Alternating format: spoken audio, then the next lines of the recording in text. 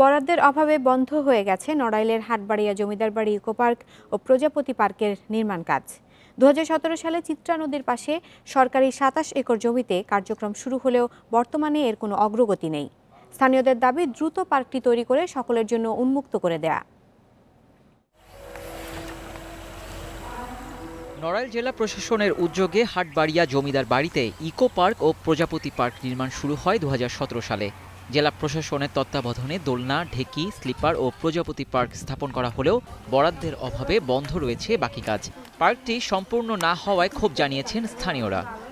যেটুকু হয়েছে এতটুকু লোকজন আসে না, তেমন একটা বোঝে না যে এখানে একটা পার্ক আছে। আমরা চাচ্ছি যে নড়াইল হাটবাড়িয়া জমিদার বাড়ির যে ব্যাপক জায়গাটা রয়েছে, এই জায়গাটায় যেন সুস্থ বিনোদনের একটা ক্ষেত্র তৈরি হয়। বাস্তবায়ন হলেই আমি মনে করি নড়াইলের একটি অন্যতম জায়গা তৈরি হবে, একটি পর্যটন কেন্দ্র তৈরি হবে।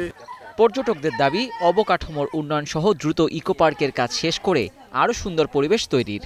আমরা শুনেছি কি যে এখানে খুবই সুন্দর জায়গা, কিন্তু আমরা এখানে এসে দেখি যে এখানে কিছুই নেই। এখানে যদি অনেক কিছু হয় তাহলে পরবর্তীতে আমরা আসতে পারবো, আমাদের বন্ধু বান্ধবরা আসতে পারবে। পিকনিক করতে এসেছি, আমাদের অনেক ভালো লাগছে, তবে এখানে এখনো অনেক কিছু নেই।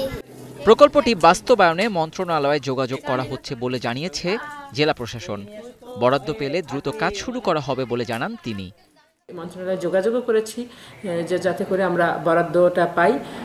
আমরা যদি ওই বরাদ্দটা পাই তাহলে আমরা খুব ভালোভাবে কাজ শুরু করতে পারবো। এছাড়াও আমরা স্থানীয় উদ্যোগে আসলে এখানে কাজ শুরু করতে চাই।